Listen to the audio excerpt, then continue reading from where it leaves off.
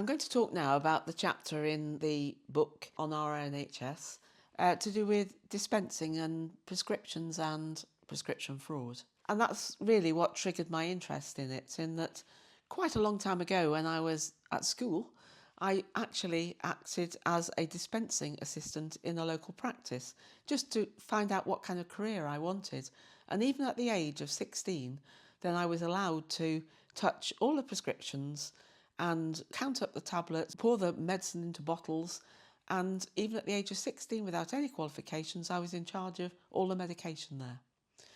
And then I've carried on being very careful and making sure that when we're talking about prescriptions, everything is done as it should be. But guess what? When I was a junior general practice assistant, because I was employed by the general practice, then I found out after a year or two that the GP in the practice, I suspected very strongly, was committing prescription fraud. And that was the kind of things that were to do with the fact that maybe someone was given 4 prescriptions instead of 1, brought them all back the next week, and then they were redistributed to other people, and the GP was reclaiming the costs for them for a second time, maybe a third time, a week later. I then managed to join the Department of Health investigating prescription fraud, and that meant I was going to Downing Street and the Cabinet Office and becoming very important.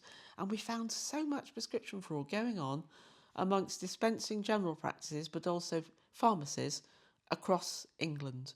And we managed to compile that, and the actual Department of Health and the government set up the prescription fraud and then the fraud service. And that was our report, Efficiency Scrutiny into Prescription Fraud.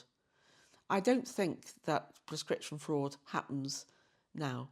I think people take a lot more careful use of regulations, watching others. I think probably there's some areas where it could be that pharmacies that are developing their systems of taking regular prescriptions to people and they say, no, I don't need them this month. Well, exactly what do they do with them? I think they're honest, and I think that they're not redistributed to other people like I witnessed when I was younger. So as far as prescribing prescriptions go, I do respect community pharmacists and hospital pharmacists, and I think that these days we've all got much higher quality of our regulations and the way that we respect them and the way that we are professional in the way that we deliver our services.